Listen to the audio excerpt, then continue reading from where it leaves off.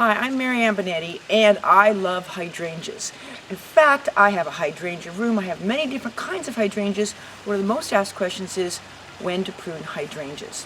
So, normally maybe early spring, but for some of us, you don't get around to it, you forget. And so now here it is, mid-spring. It's mid-April in the Pacific Northwest. But when you see the leaves of your hydrangeas have already burst out, and you think, oh no, I've waited too long, because if you prune hydrangeas now, you'll be cutting off the flowering shrubs, branches that we have here.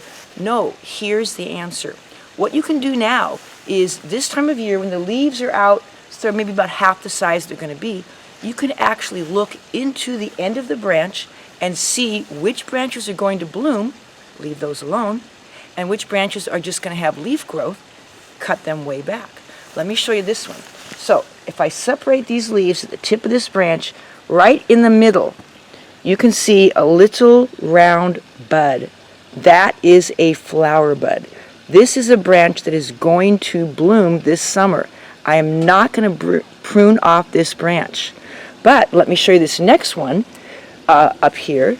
This is a branch that's also going to be going to the pathway. Oh, this one's going to bloom too. Look at, you see that little round bud? That's also a bloomer. Okay, let's go on to this next one over here. Okay, here's one that is definitely going to stay foliage and is not going to bloom. I can open this up and all I find is leaves. I do not see any little round bud on any of these. Therefore, I know that I can prune off this branch. This branch is going to be going off into the pathway. I can go down here and prune this branch all the way back, and I don't have to worry that I just clipped off a flowering branch. So what I would do is I look at this pathway, anything that I think is going to come right out and hit people in the head, I can say, should I remove this? I'll look into the bud, I will see if there's a flower bud, and in this case, I can say, whoa, oh, flower bud there, not going to prune that one, but this one,